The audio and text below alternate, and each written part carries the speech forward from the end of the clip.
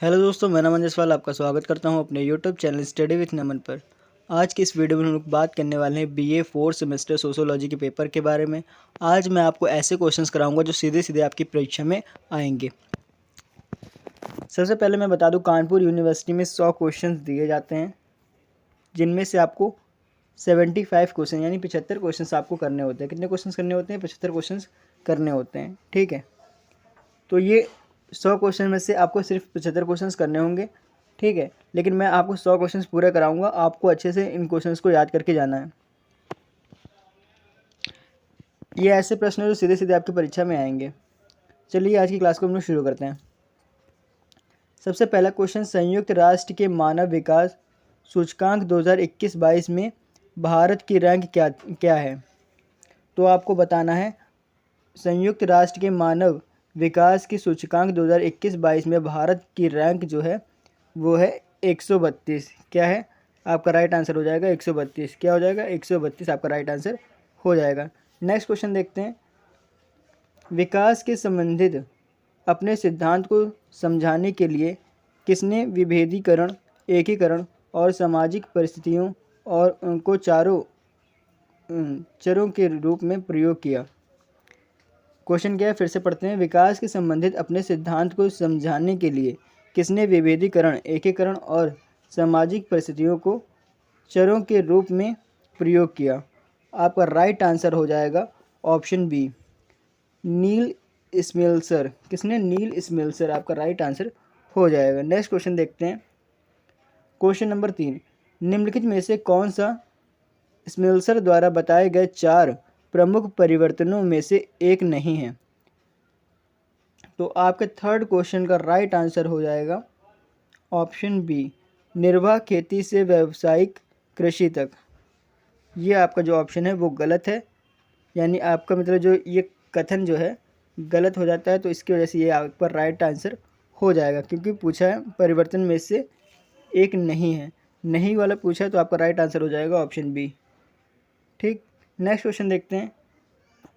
किसके दृष्टिकोण में बढ़ते नगरीकरण के कारण जनसंचार के माध्यमों और साक्षरता में वृद्धि हुई है, जिसके परिणाम स्वरूप आर्थिक गतिविधियों और राजनीतिक में सार्वजनिक भागीदारी अधिक हुई है? आपकी फोर्थ क्वेश्चन का राइट आंसर हो जाएगा ऑप्शन सी। क्या हो जाएगा? Option C, Daniel Lerner. Daniel Lerner. क्या है? Daniel Lerner. ठीक, नेक्स्ट क्वेश्चन देखते हैं। The passing of traditional society modernizing the Middle East नामक पुस्तक किसने लिखी है? क्वेश्चन नंबर 5 के राइट आंसर हो जाएगा डेनियल लर्नर। क्या हो जाएगा? डेनियल लर्नर आपका राइट आंसर हो जाएगा। ठीक है, नेक्स्ट क्वेश्चन देखते हैं। क्वेश्चन नंबर 6, मानव संसाधन विकास की अवधारणा किसने प्रस्तुत की? क्वेश्चन क्या है? मानव संसाधन विकास की अवधारणा किसने प्रस्तुत की? तो आपका राइट आंसर हो जाएगा ऑप्शन डी। ऑप्शन डी क्या है? Leonard Nadler. लियोनार्ड नाडलर आपका राइट आंसर हो जाएगा। अब नेक्स्ट क्वेश्चन देखते हैं। क्वेश्चन नंबर 7, निम्नलिखित में से कौन मानव संसाधन विकास के अंतर्गत नहीं आता है? निम्नलिखित में से कौन मानव संसाधन विकास के अंतर्गत नहीं आता है, पूछा है क्वेश्चन नंबर 7। तो क्वेश्चन नंबर 7 का राइट आंसर हो जाएगा कर्मचारियों के व्यक्तिगत लक्ष्य। आपका राइट आंसर क्या हो जाएगा? ऑप्शन बी, कर्मचारियों के व्यक्तिगत लक्ष्य। कौशल बेरोजगारी एक प्रकार है। क्वेश्चन नंबर 8 का आंसर हो जाएगा संरचनात्मक बेरोजगारी का। कौशल बेरोजगारी एक प्रकार है संरचनात्मक बेरोजगारी का, ऑप्शन ए। नेक्स्ट क्वेश्चन देखिए, बेरोजगारी की दर गिरने की संभावना है यदि? क्वेश्चन नंबर 9 का आंसर हो जाएगा ऑप्शन सी, बेरोजगारी के लिए अधिक प्रशिक्षण और उपलब्ध हो।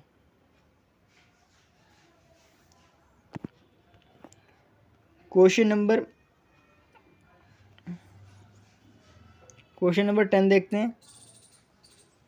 कौशल भारत अभियान किस वर्ष शुरू किया गया? क्वेश्चन क्या है? कौशल भारत अभियान किस वर्ष शुरू किया गया? क्वेश्चन नंबर 10 का राइट आंसर हो जाएगा ऑप्शन ए, 2015। क्या हो जाएगा? 2015। नेक्स्ट क्वेश्चन देखते हैं। माता पिता के विरोध के बाद भी एक वयस्क लड़की का स्वयं व्यवसाय का चयन एक उदाहरण है। तो आपका राइट आंसर हो जाएगा ऑप्शन सी, अंतरपीढ़ी संघर्ष का। अंतरपीढ़ी संघर्ष का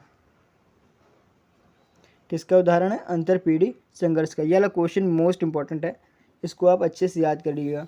माता पिता के विरोध के बाद भी एक वयस्क लड़की का स्वयं व्यवसाय का चयन एक उदाहरण है अंतरपीढ़ी संघर्ष का। ठीक है, नेक्स्ट क्वेश्चन देख लेते हैं। अंतरपीढ़ी के संघर्ष की समस्या तब उत्पन्न होती है जब समाज होता है। तो आपका राइट आंसर हो जाएगा ऑप्शन बी, संक्रमणकालीन अवस्था में। क्या हो जाएगा? संक्रमणकालीन अवस्था में। नेक्स्ट क्वेश्चन देख लेते हैं।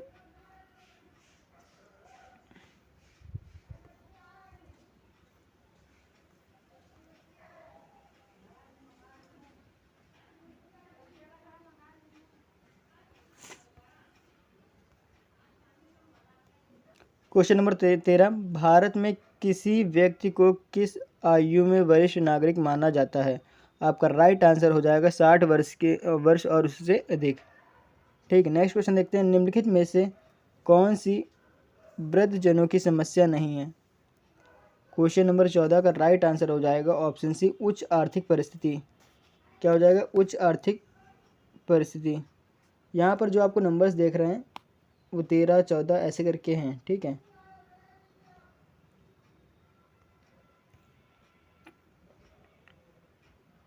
नेक्स्ट क्वेश्चन देखिएगा। क्वेश्चन नंबर 15, माता पिता और वरिष्ठ नागरिकों का भरण पोषण और कल्याण अधिनियम किस वर्ष लागू हुआ? क्वेश्चन नंबर 15 है, माता पिता और वरिष्ठ नागरिकों का भरण पोषण और कल्याण अधिनियम किस वर्ष लागू हुआ? क्वेश्चन नंबर 15 का राइट आंसर हो जाएगा ऑप्शन बी, 2007 में। ठीक है, क्वेश्चन नंबर 16, जब लोगों को विकास के उद्देश्य से अपने आवास एवं भूमि में स्थानांतरित होने के लिए विवश किया जाता है तो उसे कहा जाता है। क्वेश्चन नंबर फिर से पढ़ेंगे, क्वेश्चन नंबर 16 फिर से पढ़ेंगे। जब लोगों को विकास के उद्देश्य से अपने आवास एवं भूमि से स्थानांतरित होने के लिए विवश किया जाता है तो उसे क्या क्या कहा जाता है? तो इसे कहा जाता है विकास जनित विस्थापन। विकास जनित विस्थापन आपका राइट आंसर हो जाएगा। ठीक है, क्वेश्चन नंबर 16 फिर से पढ़ेंगे। जब लोगों को विकास के उद्देश्य से अपने आवास एवं भूमि से स्थानांतरित होने के लिए विवश किया जाता है तो उसे कहते हैं विकास जनित विस्थापन। क्या कहते हैं? विकास जनित विस्थापन। विकास जनित विस्थापन का विस्थापितों पर प्रभाव होता है। क्वेश्चन नंबर 17 है ये, आपका राइट आंसर हो जाएगा भूमिहीनता, आवास विहीनता, बेरोजगारी, समितिकरण। आपका सभी ऑप्शन सही हो जाएंगे तो इसलिए आपका राइट आंसर हो जाएगा ऑप्शन डी, उपरोक्त सभी। क्वेश्चन नंबर 17 का राइट आंसर हो जाएगा उपरोक्त सभी। नेक्स्ट क्वेश्चन देखते हैं। राज्य विकास जनित विस्थापन के दुष्प्रभावों का ध्यान रख सकते हैं। राज्य विकास जनित विस्थापन के दुष्प्रभावों का ध्यान रख सकता है। क्वेश्चन नंबर 18 का राइट आंसर हो जाएगा विकास परिजनों के लिए भूमि अधिग्रहण नहीं करके। आपका राइट आंसर हो जाएगा ऑप्शन बी। क्या? Option B. ठीक, नेक्स्ट क्वेश्चन देखिए। विस्थापितों के पुनर्वास का उद्देश्य। विस्थापितों के पुनर्वास का उद्देश्य क्वेश्चन नंबर 19 है ये। इसका राइट आंसर हो जाएगा ऑप्शन डी। ऑप्शन डी क्या है? नगद क्षतिपूर्ति प्रदान करना। क्या? नगद क्षतिपूर्ति प्रदान करना। नेक्स्ट क्वेश्चन देखते हैं। वह विकास जो भावी पीढ़ियों की आवश्यकता को पूरा करने की क्षमता में से समझौता किए बिना वर्तमान की आवश्यकता को पूरा करता है कहलाता है। तो आपका राइट आंसर हो जाएगा ऑप्शन बी, सतत विकास। क्या कहलाता है? सतत विकास कहलाता है। ठीक, नेक्स्ट क्वेश्चन देख लेती है। Question number 21। क्वेश्चन नंबर कितना? 21। ठीक, तो क्वेश्चन नंबर 21 क्या है? केंद्रीय परिधि संबंध के विषय में क्या सत्य नहीं है? इसमें बोला है केंद्रीय परिधि संबंध के विषय में क्या सत्य नहीं है। तो आपका राइट क्वेश्चन का ऑप्शन हो जाएगा। ठीक है, इस क्वेश्चन का राइट आंसर हो जाएगा ऑप्शन डी। क्या हो जाएगा? ऑप्शन डी, परिधि आत्मनिर्भर है। केंद्रीय परिधि संबंध के विषय में क्या सत्य नहीं है? तो परिधि आत्मनिर्भर है। बाकी सभी क्वेश्चन सही हो जाएंगे, तो आपका राइट आंसर हो जाएगा ऑप्शन डी। किसने असमान विनिमय और असमान विकास पर बल दिया है? Question number 22। क्वेश्चन नंबर 22 का राइट आंसर हो जाएगा ऑप्शन ए। ऑप्शन ए क्या है? समीर अमीन। नेक्स्ट क्वेश्चन है, किस शब्द का प्रयोग यह वर्णित करने के लिए किया जाता है कि व्यापार और प्रौद्योगिकी ने कैसे विश्व को अधिक जुड़ा हुआ और परस्पर निर्भर स्थान बना दिया है? तो आपका राइट आंसर हो जाएगा ऑप्शन बी, वैश्वीकरण। क्वेश्चन क्या है? फिर से पढ़ते हैं। किस शब्द का प्रयोग वह वर्णित करने के लिए किया जाता है कि व्यवहार और प्रौद्योगिकी ने कैसे विश्व को अधिक जुड़ा हुआ और परस्पर निर्भर स्थान बना दिया है? आपका राइट आंसर हो जाएगा वैश्वीकरण, ऑप्शन बी। नेक्स्ट क्वेश्चन देखिए, निम्नलिखित में से कौन सा वैश्वीकरण का लाभ नहीं है? तो देखिए 4 ऑप्शन आपको दिए गए हैं, जिनमें से आपका राइट आंसर हो जाएगा ऑप्शन ए, बढ़ती प्रतिस्पर्धा। क्या हो जाएगा? बढ़ती प्रतिस्पर्धा, ऑप्शन ए।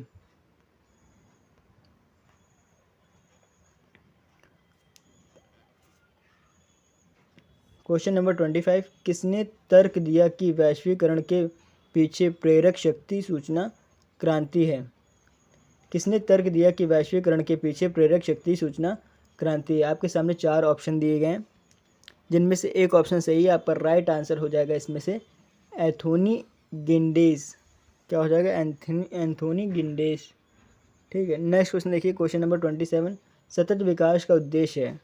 सतत विकास का उद्देश्य है। आपका राइट आंसर हो जाएगा आर्थिक कल्याण, सामाजिक एवं सांस्कृतिक व्यवस्था की स्थिरता, पर्यावरण संरक्षण और उपरोक्त सभी। तो आपका राइट आंसर हो जाएगा उपरोक्त सभी। नेक्स्ट देखिए, संयुक्त राष्ट्र के सतत विकास के लिए एजेंडा 2030 में कितने लक्ष्य हैं? तो आपके क्वेश्चन नंबर 27 का राइट आंसर हो जाएगा ऑप्शन बी, 17। कितने? 17। संयुक्त राष्ट्र के सतत विकास के लिए एजेंडा 2030 में कितने लक्ष्य हैं? तो 17 लक्ष्य हैं। कितने? 17 लक्ष्य हैं। ग्रीन हाउस गैस का मुख्य स्रोत क्या है? तो आपके सामने 4 विकल्प दिए गए हैं। ठीक है, 4 विकल्प दिए गए हैं। क्वेश्चन क्या था? ग्रीन हाउस गैस का मुख्य स्रोत क्या है? तो आपका राइट आंसर हो जाएगा ऑप्शन ए, वनों की कटाई। क्या हो जाएगा? वनों की कटाई। नेक्स्ट क्वेश्चन देखते हैं, निम्नलिखित में से कौन सा जलवायु परिवर्तन का मानव निर्मित कारण है? ये क्वेश्चन है क्वेश्चन नंबर 29। ठीक, तो इनमें से आपको बताना है निम्नलिखित में से कौन सा जलवायु परिवर्तन का मानव निर्मित कारण है। तो आपका राइट आंसर हो जाएगा ऑप्शन ए। क्या हो जाएगा? ऑप्शन ए, जीवाश्म ईंधन का जलाना। क्या हो जाएगा? जीवाश्म ईंधन का जलाना। भारत ने किस वर्ष जलवायु परिवर्तन पर राष्ट्रीय कार्य योजना की घोषणा की? क्वेश्चन नंबर 30, भारत ने किस वर्ष जलवायु परिवर्तन पर राष्ट्रीय कार्य योजना की घोषणा की? तो आपका राइट आंसर हो जाएगा ऑप्शन बी, 2008। कितना हो जाएगा? 2008। नेक्स्ट क्वेश्चन देखते हैं,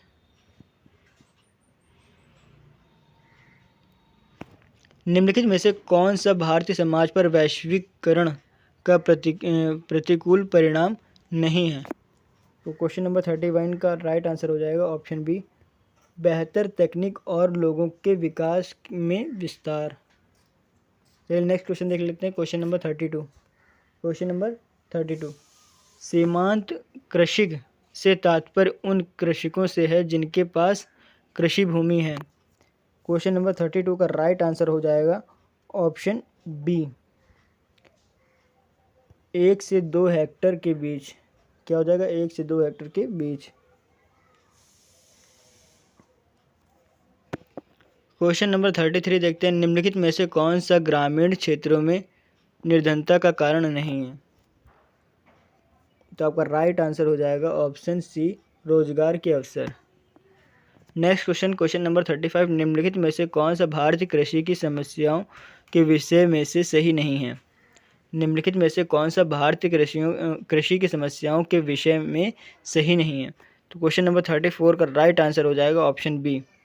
क्या हो जाएगा? ऑप्शन बी, अच्छी सिंचाई सुविधाओं की उपलब्धता। ठीक है। नेक्स्ट क्वेश्चन है, कृषि तनावों के उद्भव का मुख्य कारण है।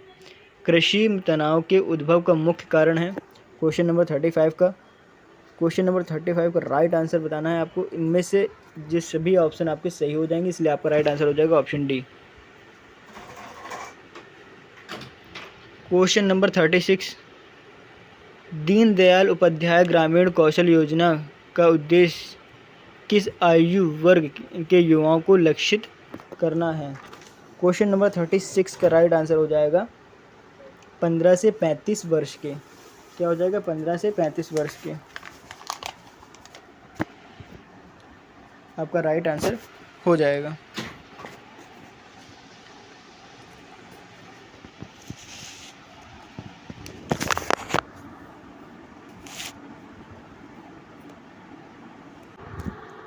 क्वेश्चन नंबर 37, क्वेश्चन नंबर 37, व्यक्ति अपने आसपास के पर्यावरण के साथ कैसे अंतःक्रिया करते और प्रतिक्रिया देते हैं, और यह अंतःक्रिया समाज और पर्यावरण को कैसे प्रभावित करती है, इसके अध्ययन को क्या कहते हैं? तो आपका राइट आंसर हो जाएगा क्वेश्चन नंबर 37 का ऑप्शन बी। क्या राइट आंसर हो जाएगा? ऑप्शन बी, सामाजिक परिस्थिति। क्या हो जाएगा? सामाजिक परिस्थिति आपका राइट आंसर हो जाएगा। क्वेश्चन नंबर 37 एक बार फिर से पढ़ लेते हैं। व्यक्ति अपने आसपास के पर्यावरण के साथ कैसे अंतःक्रिया करते हैं और प्रतिक्रिया देते हैं, और यह अंतःक्रिया समाज और पर्यावरण को कैसे प्रभावित करते हैं, इसके अध्ययन को क्या कहते हैं? इसके अध्ययन को कहते हैं सामाजिक परिस्थिति। निम्नलिखित में से कौन सी परिस्थिति अपकर्षक का कारण है? क्वेश्चन नंबर 38 का राइट आंसर हो जाएगा ऑप्शन डी, उपरोक्त सभी। उपरोक्त सभी आपका राइट आंसर हो जाएगा, क्योंकि वनों का विनाश, मृदा परीक्षण, उच्च कार्बन उत्सर्जन। ठीक है, उपरोक्त सभी आपके राइट आंसर हो जाएंगे। निम्नलिखित में से कौन सा परिस्थिति अपकर्ष का कारण नहीं है? तो अपकर्ष का कारण नहीं पूछा है, तो आपका राइट आंसर हो जाएगा ऑप्शन सी, शिक्षा का विस्तार। शिक्षा का विस्तार आपका राइट आंसर हो जाएगा। नेक्स्ट क्वेश्चन देखते हैं, निम्नलिखित में से कौन ग्रीन हाउस गैस नहीं है? तो ग्रीन हाउस गैस नहीं है, तो कौन सी ग्रीन हाउस गैस नहीं है? तो आपका राइट आंसर हो जाएगा कार्बन मोनोऑक्साइड। कार्बन मोनोऑक्साइड जो है ग्रीन हाउस गैस नहीं है। ठीक है, तो आपका राइट आंसर हो जाएगा ऑप्शन बी। ठीक है, नेक्स्ट क्वेश्चन देखते हैं, क्वेश्चन नंबर 41, रोस्टोव द्वारा प्रतिपादित 5 चरणों का सिद्धांत संबंधित है किससे? आर्थिक अभिवृद्धि से। किससे? आर्थिक अभिवृद्धि से। नेक्स्ट क्वेश्चन देखते हैं, क्वेश्चन नंबर 42, रोस्टोव द्वारा प्रस्तुत 5 चरणों के सिद्धांत में 5वां चरण कौन सा है? तो 5वां जो चरण है अत्यधिक उपभोग की अवस्था। आपका राइट आंसर हो जाएगा ऑप्शन सी, अत्यधिक उपभोग की अवस्था। देखिए नेक्स्ट क्वेश्चन, देखिए मोस्ट इंपॉर्टेंट क्वेश्चन है ये।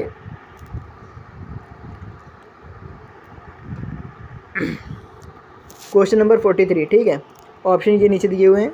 ठीक है, ये ऑप्शन हो जाएंगे आपके। किस सिद्धांत का केंद्रीय तर्क के निर्धन राज्य विश्व व्यवस्था से इस प्रकार समन्वित है कि निर्धन राज्य अल्प पोषित एवं संपन्न राज्य संबद्ध है? आपका राइट आंसर हो जाएगा ऑप्शन बी, निर्भरता का सिद्धांत। 43 क्वेश्चन एक बार फिर से पढ़ेंगे। किस सिद्धांत का केंद्रीय तर्क है कि निर्धन राज्य विश्व व्यवस्था में इस प्रकार समन्वित है कि निर्धन राज्य अल्प पोषित एवं संपन्न राज्य समृद्ध है? आपका राइट आंसर हो जाएगा निर्भरता का सिद्धांत। नेक्स्ट क्वेश्चन देखते हैं, अल्प विकास का विकास की धारणा को किसने विकसित किया? क्वेश्चन नंबर 44, क्वेश्चन नंबर 44, अल्प विकास का विकास की धारणा को किसने विकसित किया? तो आपका राइट आंसर हो जाएगा Andre Gundar Frank. Andre Gundar Frank, याद कर लीजिएगा, मोस्ट इम्पॉर्टेंट क्वेश्चन है ये। नेक्स्ट क्वेश्चन देखते हैं। विकास पर अपने विमर्श में केंद्र परिधि संबंध पर किसने बल दिया? Question number 45। Question number 45 right answer हो जाएगा एजी फ्रैंक। किसने? एजी फ्रैंक। किस प्रकार के परिवर्तन को विकास कहा जा सकता है?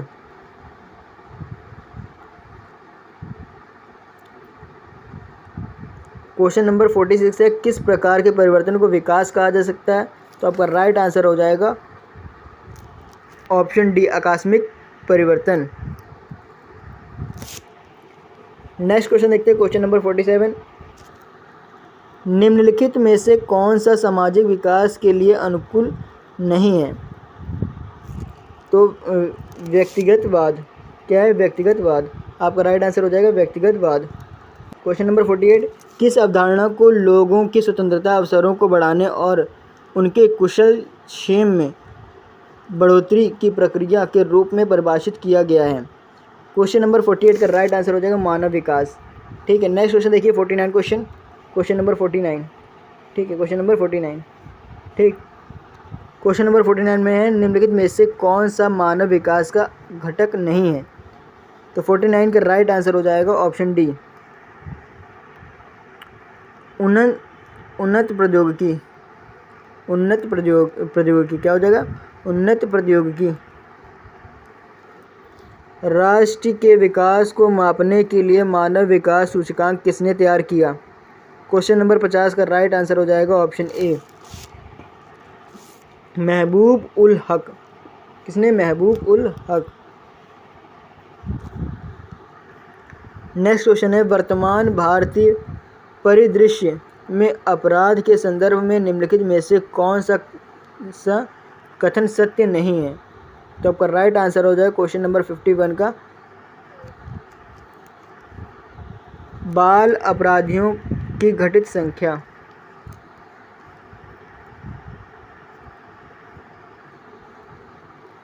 Question number 52। क्वेश्चन नंबर 52, किसने कहा भ्रष्टाचार कुछ प्रत्यक्ष या अप्रत्यक्ष व्यक्तिगत लाभ प्राप्त करने के लिए एक निर्दिष्ट कर्तव्य को करने में जानबूझकर की गई विफलता है? तो आपका राइट आंसर हो जाएगा इसका ऑप्शन बी, इलियट और मेरिल ने। किसने कहा था ये? इलियट और मेरिल ने।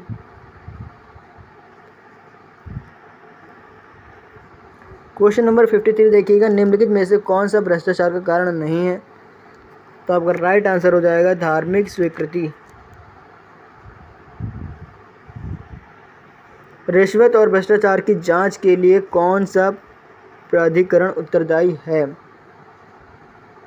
क्वेश्चन नंबर 54 का राइट आंसर हो जाएगा ऑप्शन बी, उपरोक्त सभी।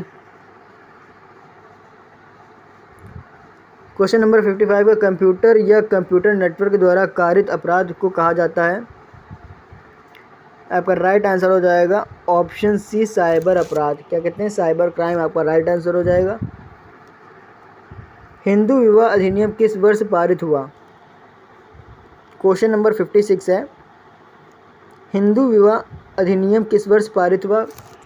1955 में। कब? 1955 में। राइट आंसर आपका हो जाएगा। नेक्स्ट क्वेश्चन देखते हैं, क्वेश्चन नंबर 57। क्वेश्चन नंबर 57, विशेष विवाह अधिनियम किस वर्ष में पारित किया गया था? विशेष विवाह अधिनियम किस वर्ष पारित किया गया था? तो आपका राइट आंसर हो जाएगा ऑप्शन ए, 1954 में। वैधानिक विवाह विच्छेद का प्रावधान सुनिश्चित करने के लिए है सामाजिक समानता एवं न्याय। वैधानिक विवाह विच्छेद के प्रावधान सुनिश्चित करने के लिए सामाजिक समानता एवं न्याय है।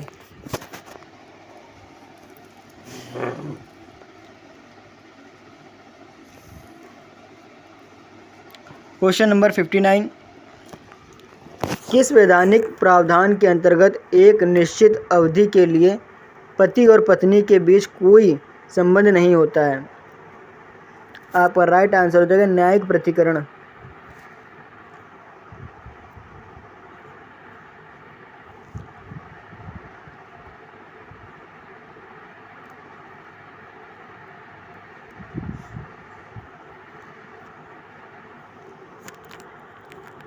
क्वेश्चन नंबर 60 पढ़ेंगे। विभिन्न रुचियों और मूल्यों के कारण एक ही पीढ़ी के लोगों के बीच बढ़ते तनाव को कहा जाता है। तो क्या कहा जाता है? अंतःपीढ़ी संघर्ष। क्या कहा जाता है? अंतःपीढ़ी संघर्ष कहा जाता है। ऐसे व्यवहार जो सामाजिक व्यवस्था के प्रतिमानित नियमों से हटकर होता है उसे कहते हैं विचलित। उसे क्या कहते हैं? विचलित। मॉर्टन के अनुसार किसका उद्देश्य विचलित लक्ष्यों की ओर होता है? आपका राइट आंसर हो जाएगा ऑप्शन ए विचलित। 61 का राइट आंसर हो जाएगा विचलित। और मॉर्टन के अनुसार किसका उद्देश्य विचलित लक्ष्यों की ओर होता है? इसका राइट आंसर हो जाएगा ऑप्शन ए नवचारी का। क्या? नवचारी का। नेक्स्ट क्वेश्चन देखिएगा, क्वेश्चन नंबर 63। विचलन के बारे में कौन सा कथन गलत है? तो कौन सा क्वेश्चन गलत पूछा गया है? तो आपका राइट आंसर होगा यह स्थानिक रूप से सापेक्ष है। क्वेश्चन नंबर 60 से हम लोग फिर से क्वेश्चन करेंगे।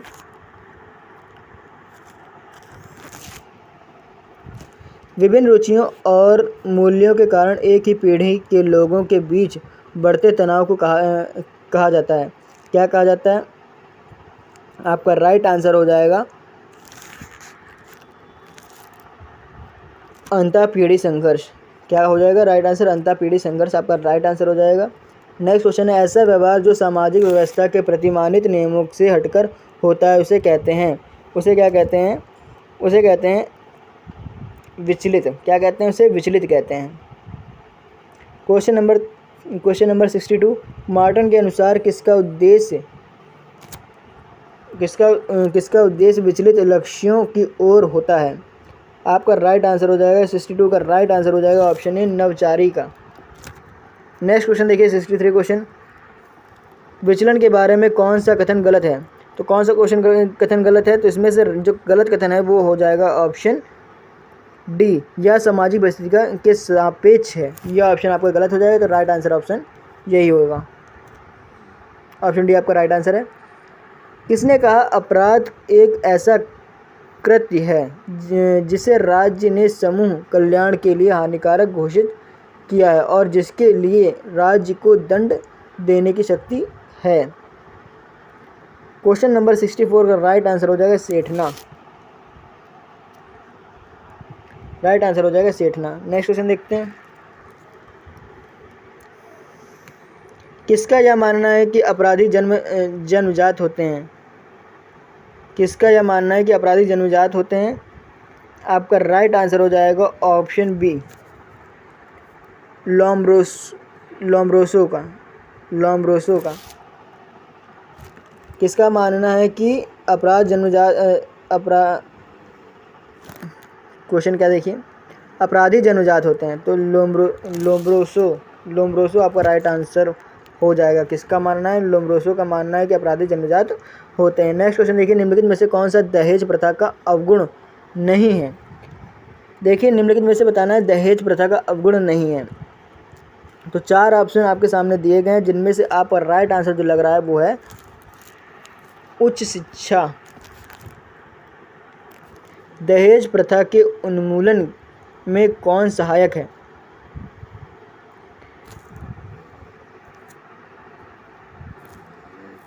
दहेज प्रथा के उन्मूलन में कौन सहायक है? शिक्षा का विस्तार, दहेज प्रथा के विरुद्ध जनमत तैयार करना,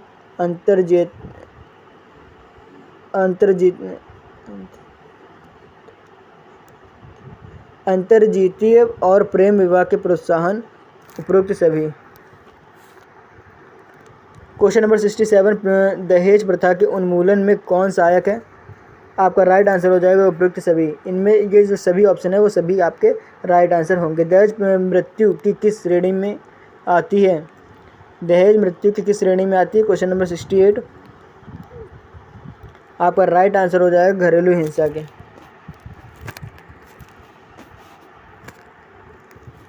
घरेलू हिंसा में अपमानजनक व्यवहार के तरीकों में सम्मिलित है। क्वेश्चन नंबर 69 का राइट आंसर हो जाएगा उपरोक्त सभी।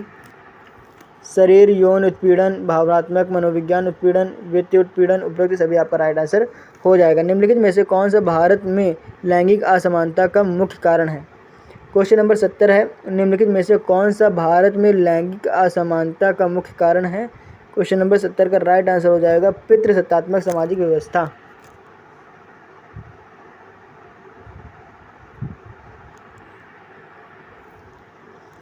क्वेश्चन नंबर 71 एक व्यक्ति अपने परिवार में उपेक्षा और अनादर के कारण आत्महत्या कर लेता है, यह एक उदाहरण है। किसका उदाहरण है? अहंवाद और आत्महत्या का।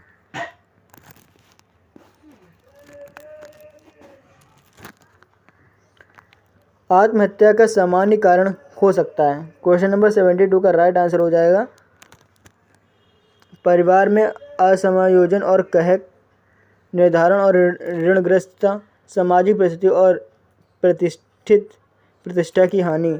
आपका राइट आंसर हो जाएगा ऑप्शन डी उपरोक्त सभी। राइट आंसर क्या हो जाएगा? उपरोक्त सभी आपका राइट आंसर हो जाएगा। किसी सरकार या उसके नागरिकों को कुछ राजनीतिक और सामाजिक उद्देश्यों के लिए डराने या विवश करने के लिए व्यक्तियों या संपत्तियों के विरुद्ध बल या हिंसा के गैरकानूनी उपयोग है। आपका राइट आंसर हो जाएगा ऑप्शन सी आतंकवाद।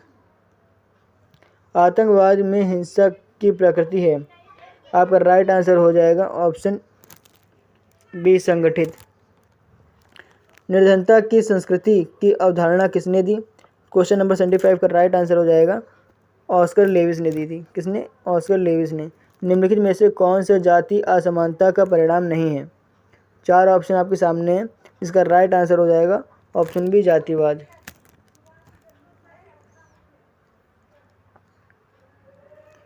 बहुसंख्यक समुदाय के अल्पसंख्यक समुदाय के विभेदीकरण का आधार क्या है? आपका राइट आंसर हो जाएगा ऑप्शन डी। भारत में कितने धार्मिक अल्पसंख्यक समुदाय अधिसूचित हैं? 78 का राइट आंसर हो जाएगा ऑप्शन सी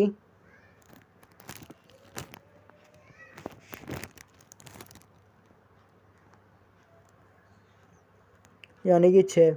नेक्स्ट क्वेश्चन देखिए, निम्नलिखित में से कौन सा अल्पसंख्यक समुदाय नहीं है?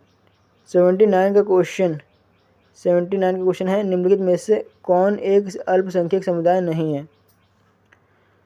तो आपका राइट आंसर हो जाएगा ऑप्शन डी दलित।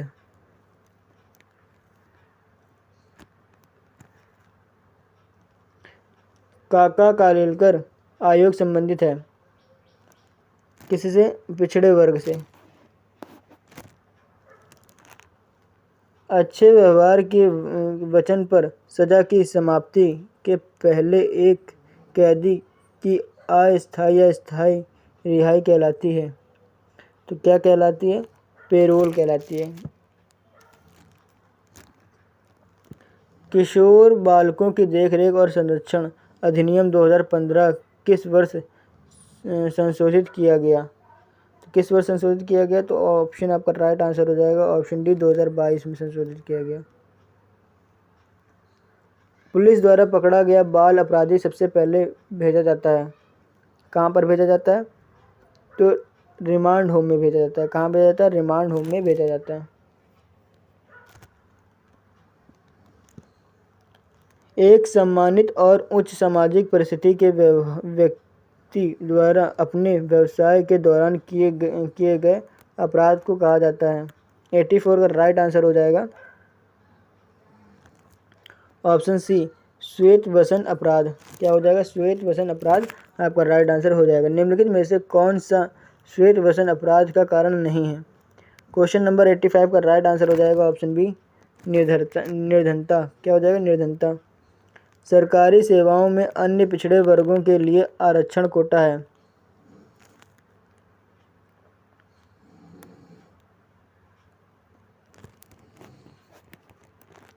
27%। कितना है? 27%। पिछड़े वर्गों का निर्धारण किसके आधार पर होता है?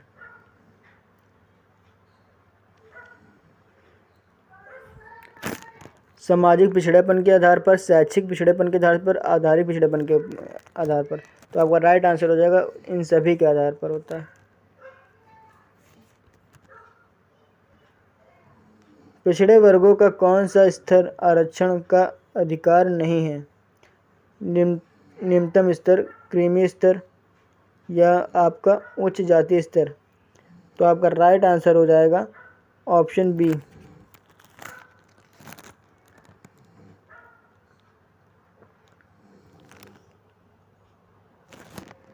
क्रीमी स्तर।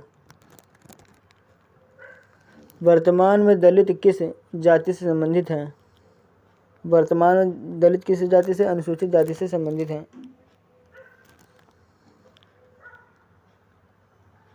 दहेज निषेध अधिनियम किस वर्ष प्रभावित हुआ?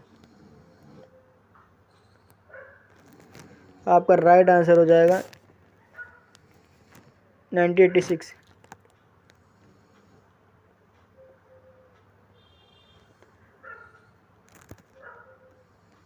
साइबर अपराध के अंतर्गत आते हैं, कौन आते हैं?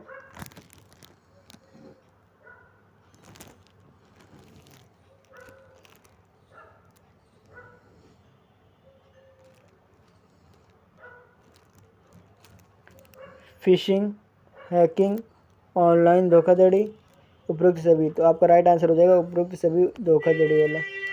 मादक द्रव्य व्यसन का क्या कारण है? क्वेश्चन नंबर 92 का राइट आंसर हो जाएगा उपरोक्त सभी।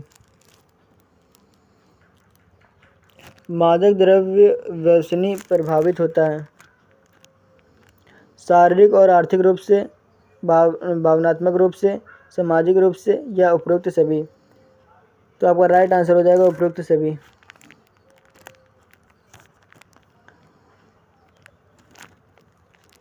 मादक द्रव्य छोड़ने के उपरांत व्यक्ति को सामाजिक जीवन की मुख्य धारा वापस लाने में कौन महत्वपूर्ण भूमिका निभा सकता है? तो क्वेश्चन नंबर 94 का राइट आंसर हो जाएगा ऑप्शन डी, उपरोक्त सभी। परिवार, मित्र और परामर्शदाता, सभी आपका राइट आंसर हो जाएगा।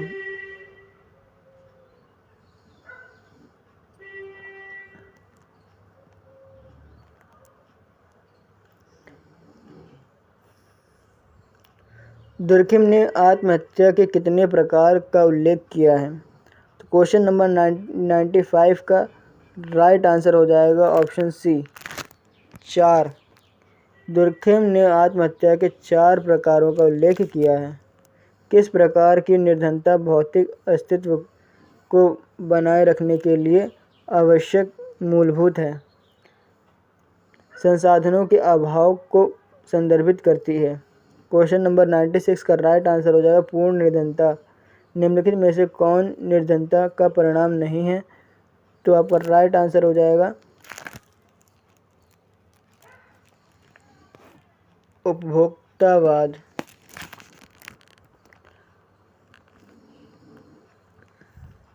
राष्ट्रीय ग्रामीण आजीविका मिशन का लक्ष्य है। तो राइट आंसर आपका हो जाएगा उपरोक्त सभी। भारतीय समाज में जातिगत असमानता है। आपका राइट आंसर हो जाएगा संरचनात्मक समस्या। नेक्स्ट क्वेश्चन देखिए, निम्नलिखित में से कौन जातिगत असमानता को व्यक्त करता है? उपरोक्त सभी। तो आज की वीडियो में इतना ही। हमने 100 आपको क्वेश्चंस करा दें, जिनमें से आपको एग्जाम में सिर्फ 75 क्वेश्चन ही आपको करने हैं। ठीक है, इन क्वेश्चंस को याद कर लीजिएगा। ठीक है, जो भी अगर आपको लगे कि हाँ ऑप्शन सही नहीं लग रहा है, तो आप एक बार सर्च कर लीजिएगा। ठीक है, बाकी मैंने सारे क्वेश्चंस आपको अच्छे से करा दिए हैं। इन्हीं 100 क्वेश्चन में से आपके परीक्षा में क्वेश्चंस देखने को मिलेंगे। तो आज की वीडियो में इतना ही, मिलते हैं नई वीडियो के साथ।